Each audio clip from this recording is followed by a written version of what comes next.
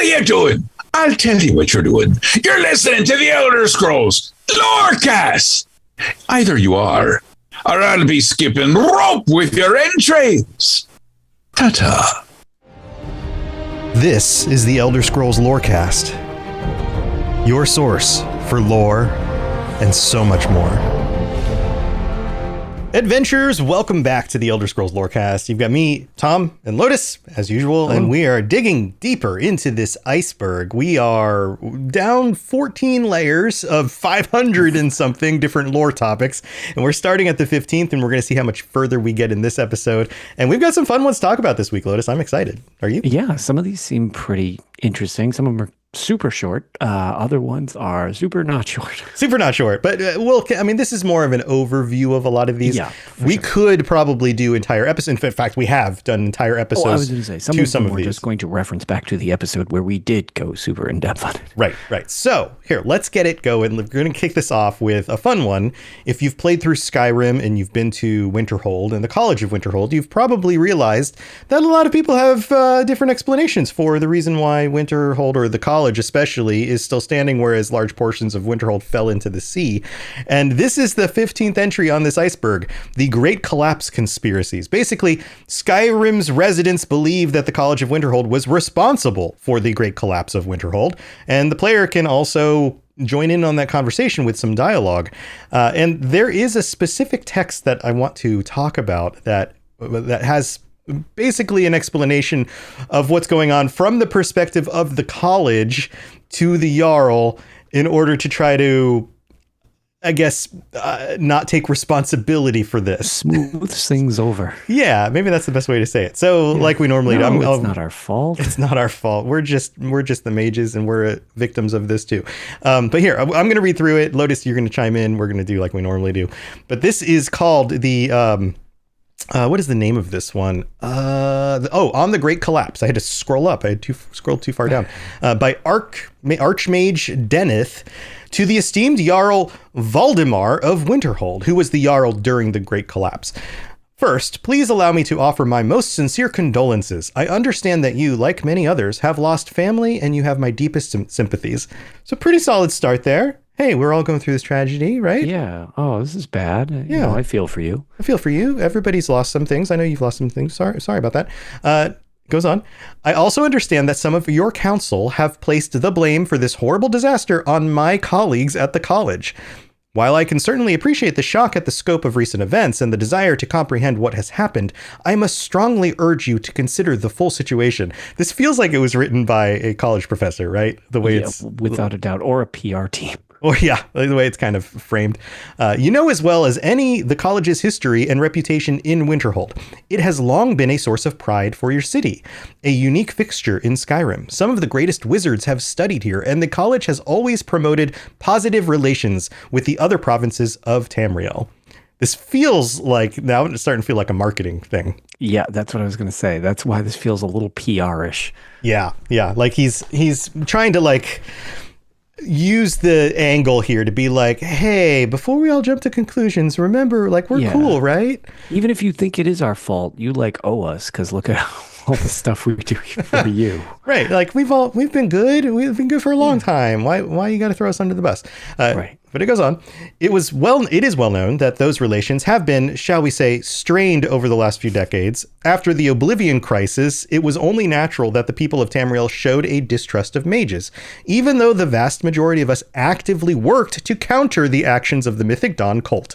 The college expected such a reaction and hoped that distrust would fade over time. This is starting to feel like, we talk about real world corollaries all the time, but this idea of like, well, the scientists are wrong because they got that, I don't know, I won't get into specifics, but like this thing that they told us would be safe wasn't safe, and so they're against us and they're evil people. And it's like, yeah. But most of them aren't, so. Right. You have one person that goes like AWOL with a study and then usually loses their license because it was poorly done, but 5 people believe it and then try to speak it like it's truth. Right. And people are just upset because something terrible happened to their specific family member, and so then they latch onto an explanation. Yeah. Right. And people need explanations for things, which unfortunately too many. Any explanation is better than no explanation, even if it's the wrong explanation. Right. So this is what makes these documents work so well, is that they're tied to the way that people actually react in these kinds of situations.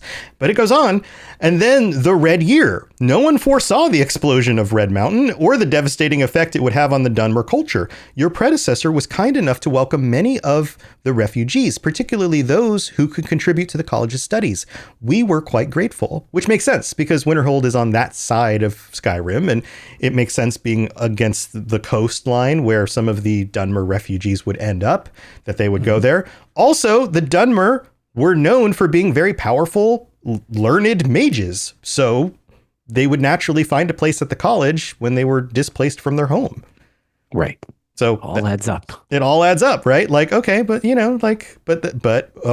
foreigners. Right. Yep. Then Solstheim was generously offered to the Dunmer as a new home. I was as surprised as any. I did not, however, share the apparent expectation that all dark elves would leave Skyrim. Notice the way this is phrased.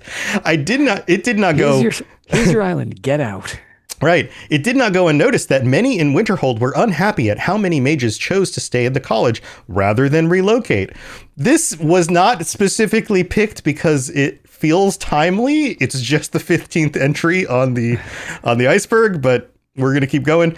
And now the storms that have racked the coast of Skyrim for close to a year have finally broken, but at great cost to us all. This great collapse that has devastated Winterhold was unexpected. I assure you that the college has remained unaffected is only a testament to the protective magics placed around it so long ago.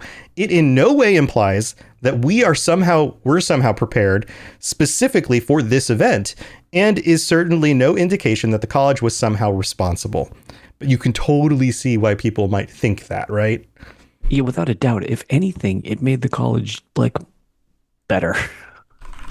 It separates it a bit, for privacy reasons, but basically turns it into this almost makeshift fortress because it's so hard to gain access now, which it's just in terms of protecting yourself, it really almost is a benefit. Yeah, but it also makes sense that they knew they were in a precarious spot with rough weather on the edge of the continent, and they're powerful mages, so why wouldn't they have built protections around the college in order to make sure that if something like this happened, the college wouldn't fall into the sea?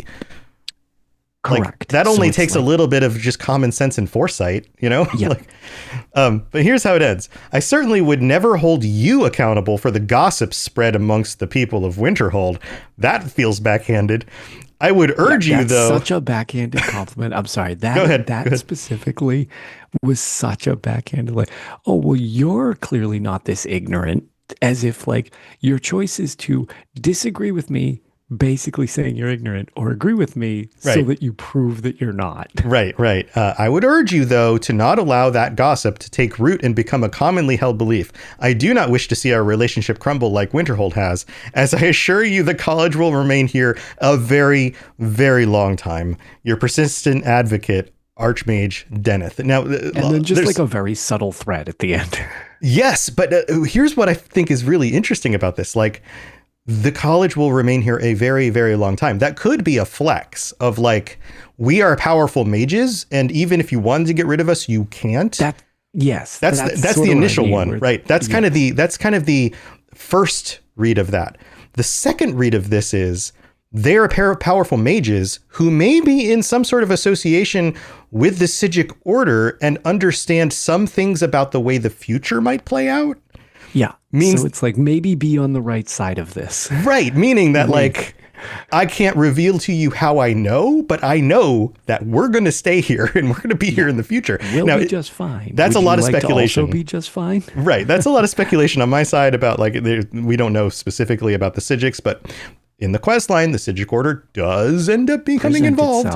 So, and if there's already an air of being concerned about the power of these mages, almost this is a little unsettling how strong they are. If they actually could, even if they feed into the fact that it's if you think they did cause this, then you have a concern of they're kind of dangerous in that regard. Right. Them basically flexing, we're not going anywhere is right. You can have that two two ways Yes. where it's like, Yes. oh yeah, no, don't, we're here, or yeah, we're here. Maybe you continue to play nice with us. Right. Like if we were responsible for the storms destroying the town, then couldn't we also still be responsible for more storms destroying Correct. the town while we are safeguarded in our While tower? we are still safe on this island that we basically created for ourselves. Right. So I love how multifaceted the read of this is. And I also love how it ends with your persistent advocate. Like, hey, I'm still on your side, buddy. I'm rooting for you, buddy. Still on your. We're on the same team. Yeah. Right. But yeah, this is a lot of fun because it's one of those things that like there is not a clear interpretation. It seems like a lot of people believe it was the college's fault. And it seems like on the surface, the college is saying, hey, don't blame us. It's not our fault. These things all make sense. But maybe that's also just them trying Not to wanting to say we totally blew this up and didn't mean to do that. Or like, oh, one of our students made a mistake while they were messing with like weather magic or something, Right. which we know is a thing. Like weather magic, Far too much giant's toe. too much giant stuff. But like in the lore, weather magic is a thing. Like, we don't see a ton of it in game, but yes, weather mages, it's very much 100%. And I mean, there are no sea elves at the time at the college. They're really not common inhabitants. But I was going to say, sea elves, the Maumar are constantly dealing with weather magic. Yeah. Whenever you encounter them. Yep. And when who was it? Uriel Septim, what was it, fourth or fifth, or the one that went over to Akavir? Yes. They dealt with a bunch of weather magic from the inhabitants over there. That's not to say that information somehow didn't or wasn't even possible by some of their own mages, like exactly.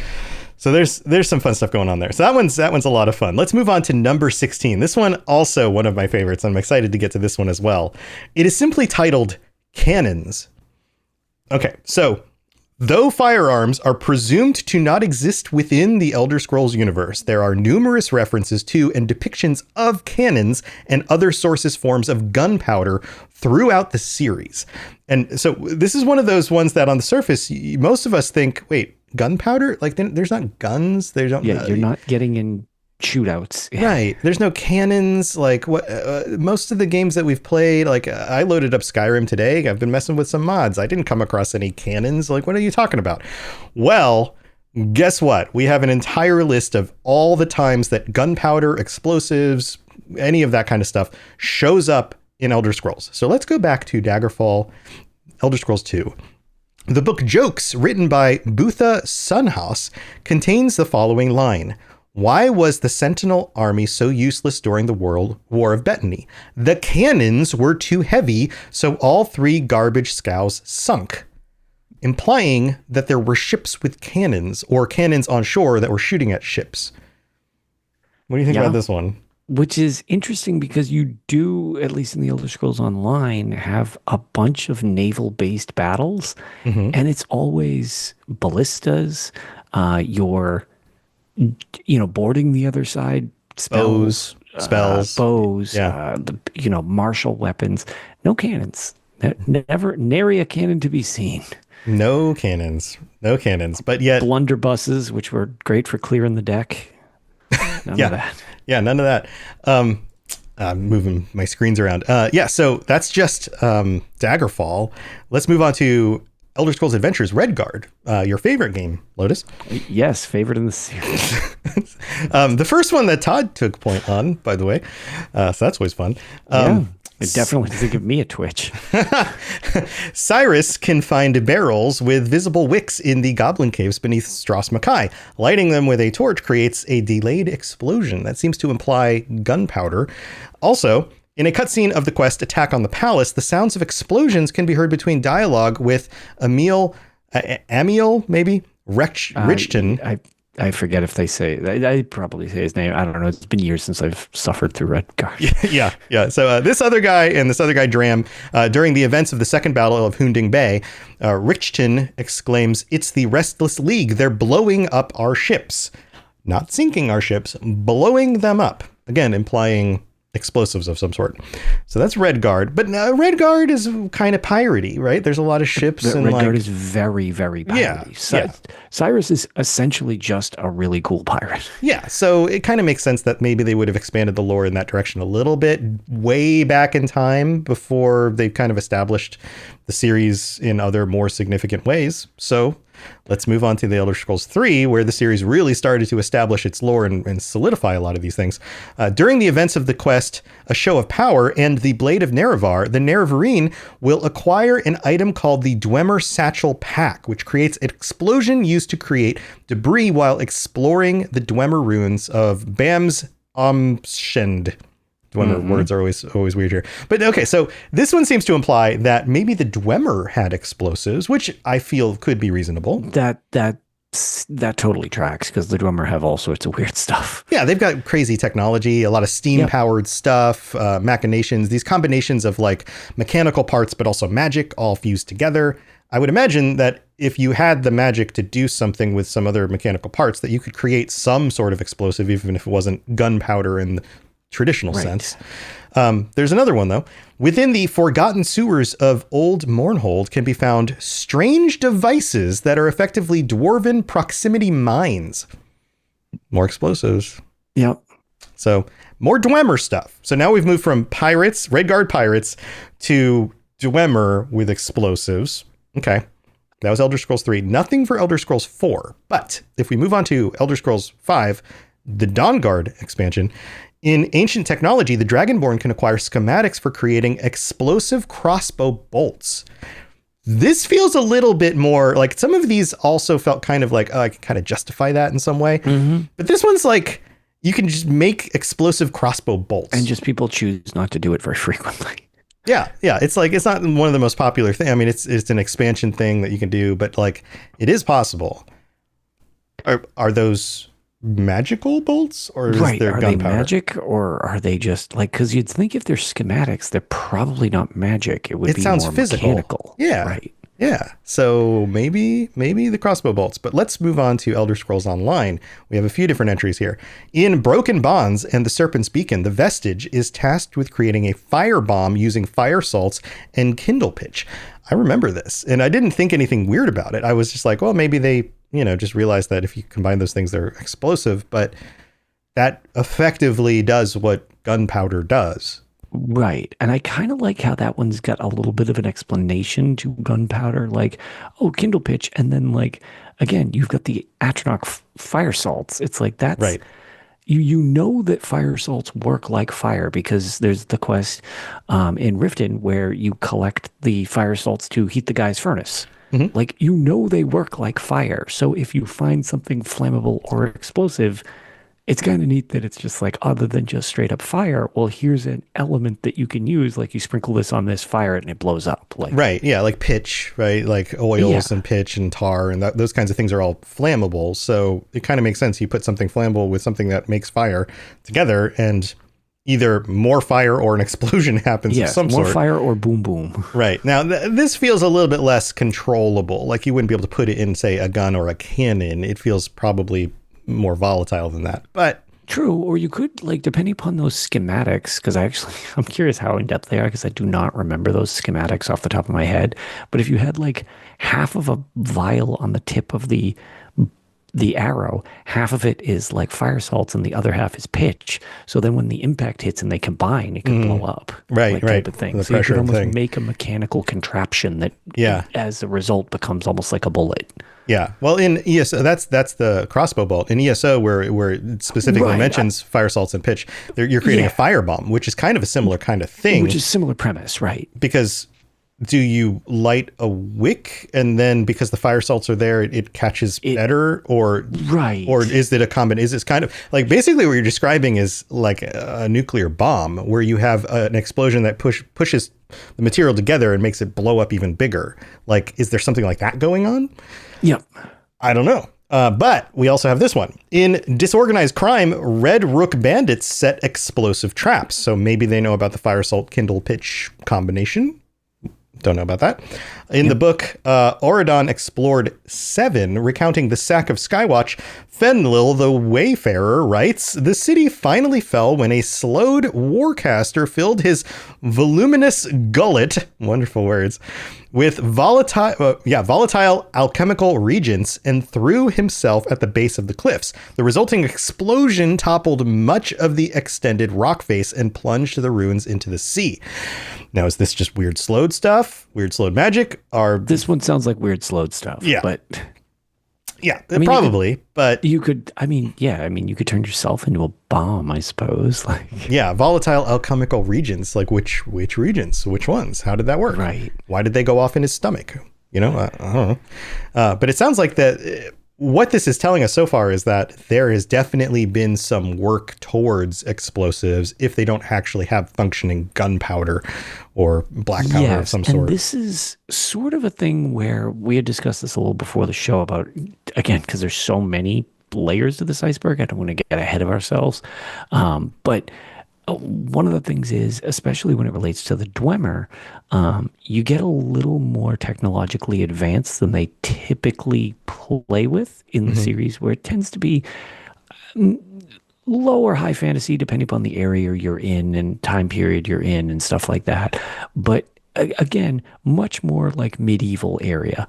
Whereas when you get to the Dwemer, you get a little more steampunky. Yeah. With a lot of this stuff, with their mechanical creations and stuff like that. You've got, the Centurions and the Dwemer spheres and stuff like that. And the big tubes of structures underneath the ground that are delivering steam places, probably. And tonal magic, which is, it seems a lot like, it's like, well, no, you're controlling sound in ways that it's like, but it's funny because the first two you started with were the two examples I wanted to specifically give, where it's like, when you've got, like, they're referring to these ships and stuff like that, there are airships in the same vein as this, where it's just like, this is not a common thing, but you can see an airship fly overhead occasionally. Do you think we're going to get it? Everyone's been talking about ships maybe in the next Elder Scrolls game, Elder Scrolls 6. Do like airships? My assumption has always been water ships. Boats as opposed to like an airship. What if there are airships? That would be kind of wild, because that would be awesome. That would be so cool. The other one, other than 2, was Redguard. You actually get in a boss fight on a Dwemer or just like on an airship type of thing, and it's like they're very Dwemer inspired. It's just like it's that steampunky part that you don't see in the series too much, which is why the gunpowder thing just seems like almost like not totally a lost art, but like one that just sort of, maybe because the Dwemer are thought to be almost like evil in so many ways, because they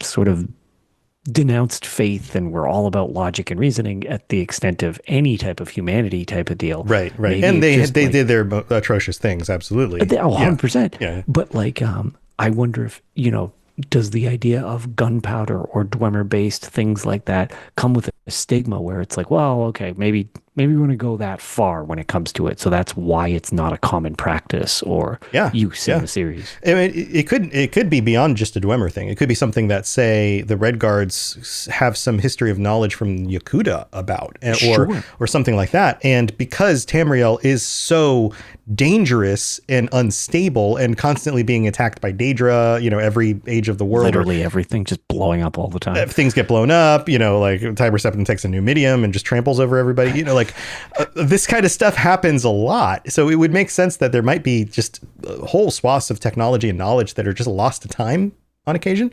And there's the whole debate about, like, it seems like if you go from Morrowind to Oblivion to Skyrim, that the technology is kind of going backwards. Yes, oftentimes it really does, especially when you have, in terms of like magical restrictions, which, obviously we had gone over it either last episode or the episode before with the Levitation Act, where you weren't allowed to use, where spells and stuff like that start becoming like, well, all right, no, we can't use this anymore. More restricted.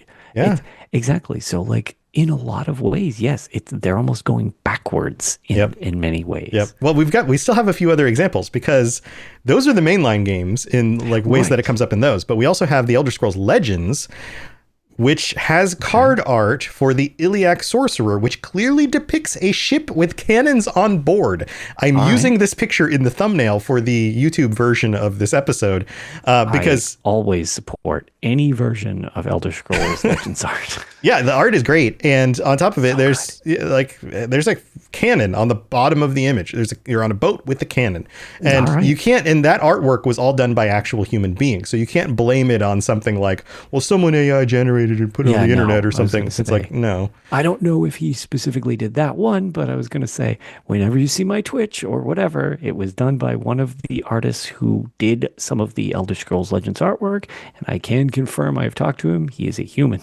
Yeah, human being. Before all the AI slop. Right, with actual art chops. So, but then there are some texts that even refer to things. Kind's Challenge, a hunter's companion, says, well, here, I'll just read it. What Ingjard hasn't shared with us was the additional gift she had been saving for this special occasion. A small charge of explosive powder quarreled away since Windhelm.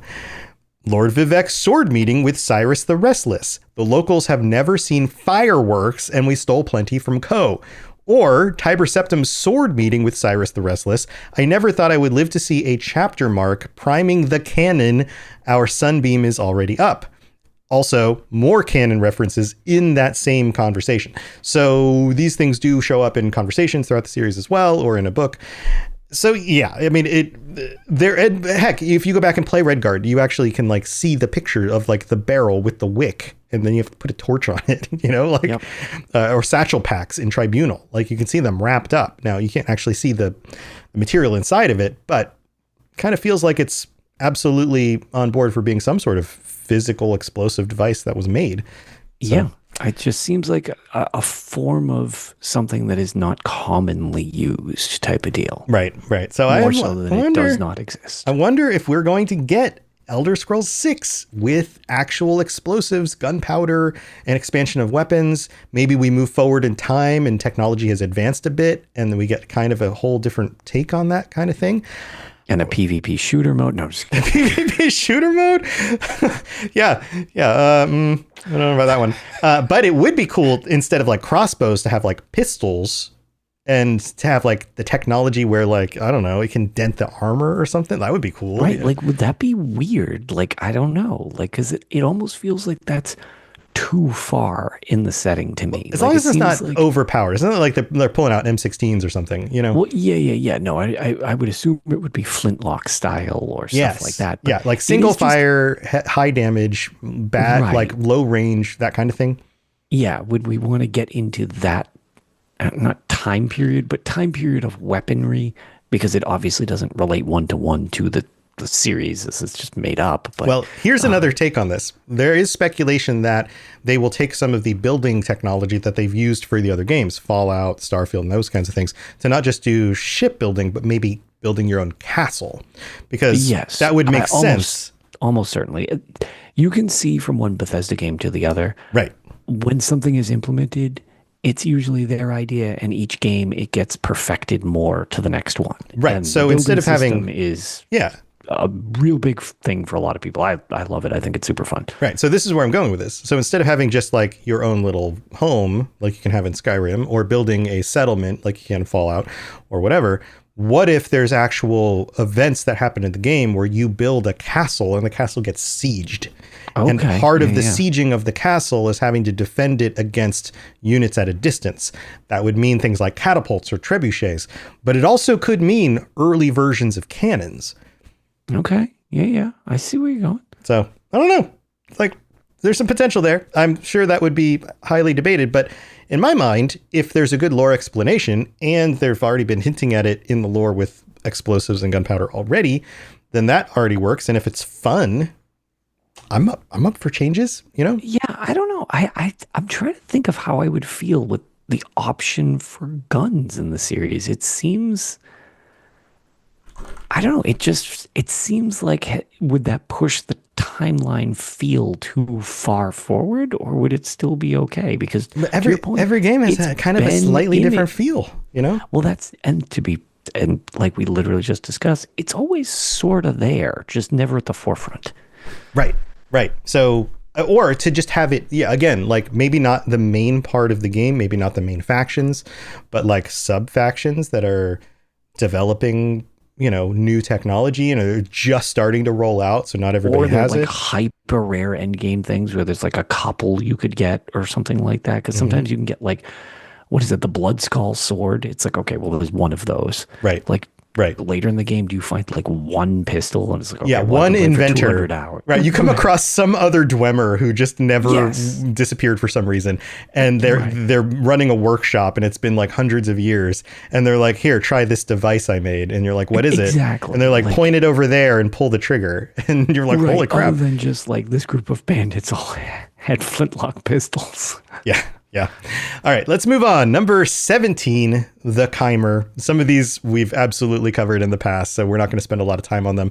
An ancient Aldmeri tribe who rejected the ways of the Somerset Isles and followed the prophet Veloth in an exodus to modern-day Morrowind. Eventually, they were cursed by Ozura to become the Dunmer. So if you're not up on Chimer lore, they're basically Altmer who broke away from the Altmer early on in, I believe it was the Merithic era, and made their way up to Morrowind. They started worshiping the good Daedra, and then they went against the good Daedra with the tribunal, and they were cursed into having darker skin and red eyes. So is that a good summary? That seems pretty accurate. I don't really... sounds about right. I mean, like, this is one of the ones like, and it's funny because some of these iceberg parts, so to speak, it's just like, this is just kind of like the history of... Yeah, this is how things form. These are still at the top of the iceberg, so we're still above water. This is not too controversial. Yes, there were Chimer. They're no longer around, unless you consider, I don't know, Vivek is like half Chimer because he's like split in half. And wasn't Almalexia was still golden, right? Almalexia was still golden. Sothasil was fully turned, and Vivek was 50-50. Half and half. And that was kind of the thing. It's like you saw the full spectrum. Right. So there's some of that still, but if you play the more recent games, the tribunal's no longer there because they're gone. So no more Chimer as far as we're aware. Number 18, the missing god. This gets brought up all the time. This refers to Lorcan, the mastermind behind Mundus's creation. He was killed by Trinimac and his follower and his fellow at Ada during the convention. Trinimac helped. It was Akatosh is also given primary credit for tearing his heart out and throwing it into the sea. There's a lot of debate, and Lotus and I have gone over Lorcan many different times. Lorcan is roughly the same as Shor for the Nords. There's a lot of speculation that individual characters in the lore represent or are the spirit of Lorcan coming back into the world, and they are doing things. Who knows? Like the idea that Tiber Septim was able to become a god was because there was a hole left in the pantheon by the removal of Lorcan. But then some people speculate that he always was Lorcan. Some people speculate that the player character in the mainline games is always Lorcan. Because you're the one that's causing the change. Right. Like you are, like there are some definite fourth wall breaking concepts with this. And it's like, since you're the one causing the change, you're essentially the god of change. The god of change, right. And it's like the player itself is what chooses that. And it's kind of neat to have that be like built into potentially the lore. Yeah. And then there's even speculation that Akatosh and Lorcan are one and the same, and they're just different aspects of the same individual. And you've got kind of this bipolar kind of thing going on, this duality, which could be matched in similar ways to Anu and Padme, who everybody came from. And there's a duality there too. So why wouldn't there be a duality among the greatest of the Aedra? Right. There's all sorts of ways to interpret this stuff over the years. And if you want more on that stuff, go look up the episodes where Lotus and I bring up any of those topics because it'll come up. So there you go. That's number 18. That one's not worth doing here. We've got full episodes on those. Yeah, that one we'd be here for 10 hours recapping everything we've talked about over the years. So go look that up if you want more information about that. This one I think is very cool. Curio, Plagiarist. What does this mean? Well, everybody knows of the Lusty Argonian Maid book series. Turns out the Lusty Argonian Maid was retconned in ESO to be a traditional oral story created many years before Crassius Curio's birth. which led many to theorize that he stole the work and claimed authorship many centuries later. Additionally, the Argonian maid lifts her tail herself. The actual maid, that's her name, lifts her tail, which is a wonderful name, appears to be an actual real person who lived in Tamriel, if the crafting motif books are to be believed, further muddying the story. So essentially what happens is this book gets included in the Elder Scrolls canon of books from, I believe it was Morrowind on. Yes. You come across the Lusty Argonian Maid, and everyone's like, in fact, the person who wrote it as a joke and snuck it into the game. And we talked about that a few weeks ago, I believe. Yeah. And then it became a fan favorite because people were like, oh my God, this is amazing. But it also helps fills out the world, right? Like, why wouldn't there be a book like that? That totally makes sense. And then that book shows up and it's just attributed to Curio, Gracius Curio. So everyone thought for years, from Morrowind through Skyrim, that hey, that guy wrote this book sometime before Morrowind, and now it's just a book that people can have. But ESO retcons it and turns it into, well, no, this is actually an older story that he just wrote down and took credit for, and that lifts her tail may have actually been a real person, which is really cool. And again, coincides with this idea that like so many of these things actually work the same way they do in the real world, which is how a lot of old stories actually came about, from some sort of original tale. Like the Odyssey and the Iliad, the city of Troy, for years, for millennia, people thought that was just an invented story by some Greek guy named Homer, maybe. Turns out Troy is a real place, and there's a real history there that inspired those works, So why not the Lusty Argonian Maid?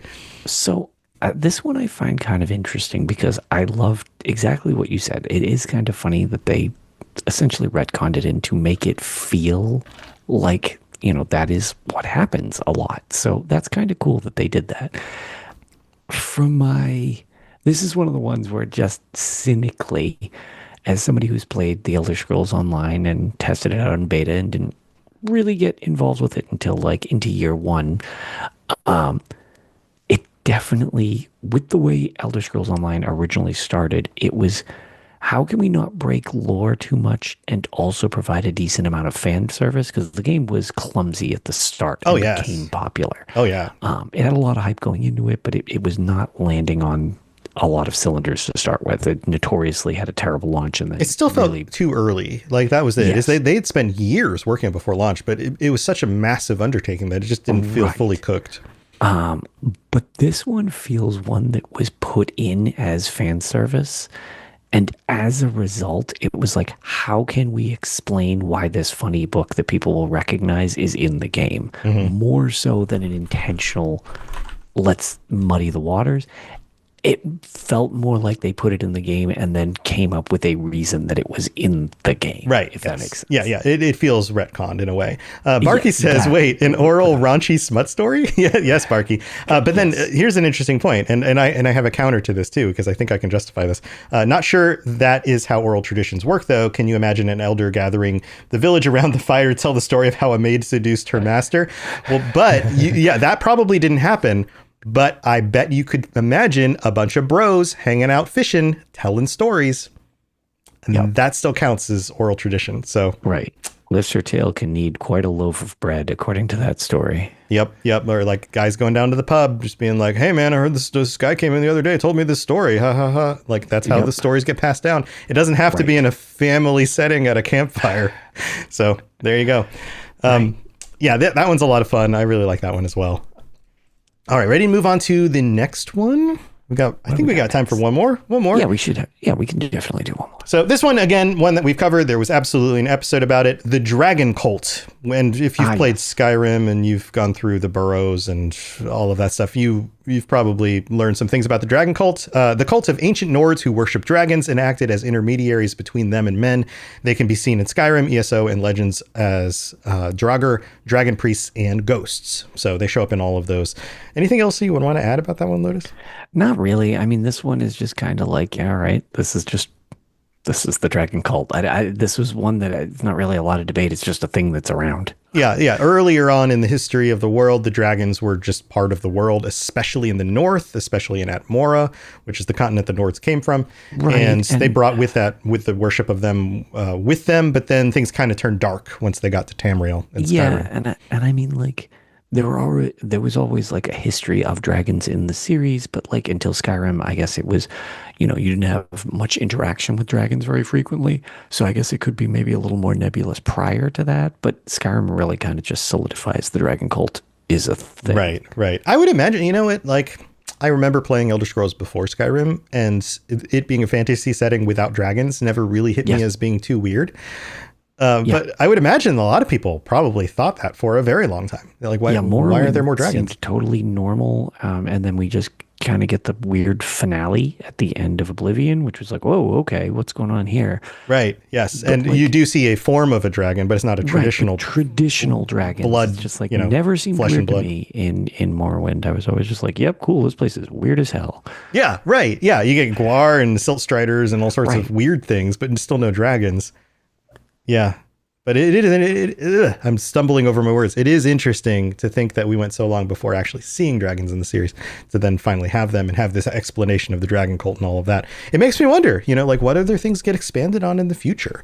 Because maybe there's something else that's obvious that's not Gunpowder that we'll see in Elder Scrolls 6 and it'll be like, oh yeah, other fantasy series have that. Now Elder Scrolls has that too, and it makes sense. Right. And also to the really funny guy, the dragons in Skyrim look like wyverns. Yes. It was a long time ago. Oh, man. But we had like a old episode of Tales of Tamriel where we brought up graphs and we're like, so what you actually have is a horrible hybrid monster. Right. This is the definition of a worm. This is a wyvern. This is a dragon. It has 4 legs. These don't have 4 legs. Go through all the details that make them all different. Conversation though, like just bringing up like, well, this is this and this is this. We're just like, it's a very long time ago though. Yep. All right. So that's it. We're up to number 20 with the Dragon Cult. We're going to pause it there, but we're going to be right back to thank all of our patrons. But also we're going to hit that random page button on the UESP, and who knows what that's going to bring. I haven't hit it yet. So we'll find out. So don't go anywhere. We'll be right back. This is Hamis Morak, Dragonborn, and you are educating yourself to the Elder Scrolls Lorecast. All right, we're back, and thank you to everybody who helped support the show and keep it going, and welcome to our newest patron. Muted?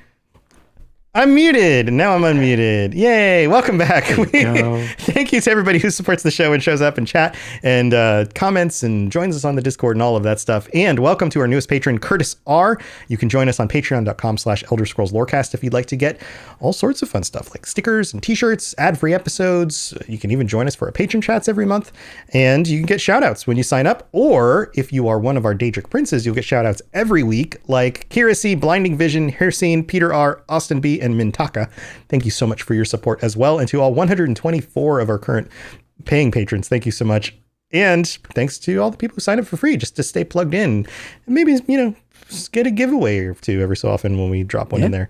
That's why they're there. That's why they're there. So welcome to all of those people, and thanks for joining us. Also, if you'd like to help us out in other ways, you can leave a review on Apple Podcasts. We'll read out your review if you leave a 5-star review in the future. I don't have any new ones this week, so if you leave one this week, might get read out next week. And also just share it with your friends. If you're playing ESO with other people and you're like, hey, check out this show, they explain a lot of cool lore stuff. We really do appreciate that as well, because word of mouth goes a long way. So Lotus, you ready for our random page? Yes. How random have we got? All right. Here, I'm going to send you the link because you're going to understand in a second, and you're just going to pull this up. In fact, maybe I should screenshot this and pull it up. Hold on. I'm going to put this on the screen for the live stream and the YouTube audience so they can see it.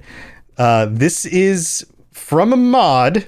Remember, this is like a random page on the UESP, which includes mod information, all sorts of things, right? I'm actually let down that you're not just reading this. Okay, now you know why I'm not just reading this. Let me get to. Can you explain it while I pull this up in the picture? So, okay, what the random page is called Skyrim mod. Arcabus, Ancient Dwarven Book 7.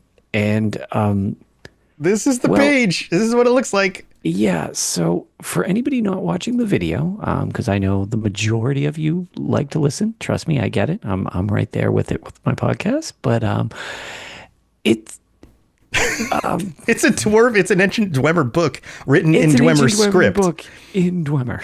Right, and it's so just symbols. Yes, like there's it's nothing to read. Unreadable. On the right, it says there's nothing to read. I'm just let down that Tom isn't trying to pronounce these words clearly. I have no idea.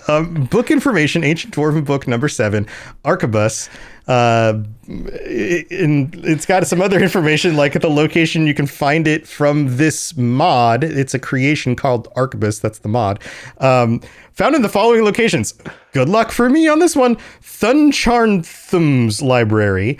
Note, as an Easter egg, the text is actually an English summary of the Epic of Gilgamesh. But I know the Epic of Gilgamesh is like very long, and this is a very short summary. So I wonder if it's just the beginning. Short summary. It's the beginning, maybe just translated, just transposed with like a cipher where like A equals this symbol and B equals this symbol. Yes, right. Something like that. So there you go. Man, you never know what you're going to get when you hit the random page.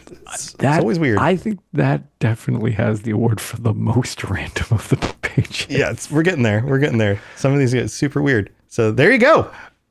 That's I hope everybody enjoys that. That's the random page. I would definitely say check out that page for yourself and enrich your experience on the UESP with great pages like that. Also, why did they pick the Epic of Gilgamesh? Like that's an ancient, very specific. Yeah. Also, yeah. I don't know. Anyway, so before we go, Lotus, you have anything you want to share? Anything going on? No. Hopefully, we'll have a new episode of Tales for you this weekend, assuming we don't lose power via storm. But I think we'll be fine here. So hopefully, by the start of next week, we should have a new episode of Tales for you. And really, other than that, that's about it. I did get my physical copy of the Elder Scrolls Oblivion 4 remaster that I just posted, because they do still occasionally make physical copies of things. Yeah. That's fun. No PC one for anybody who was asking about that, but there is like a console version. Okay. Yeah, I also saw on I think it's the Oblivion Remaster subreddit, that there is a group that is working together to mod that game so that people can play it multiplayer. That would be very fun. Yeah. So that I don't know what the full scope of that is, but seems pretty cool. You can sign up. I just look up Oblivion Remaster multiplayer. I'm sure you can Google it and you'll find their page. Also there, and I haven't tried this one, but this one is something that you can try. You remember how like 2.5 years ago they dropped somebody, I don't remember the mod author, dropped the mod that allowed you to play Skyrim together. Yes. And you can still play that. We briefly tried it. It was very glitchy. It's a little glitchy. They've patched it a little bit over the years. It's less glitchy than it was. Well, there's a different group that is turning Skyrim into effectively a MMO style landscape where you and like 80 other people can be in the world at the same time.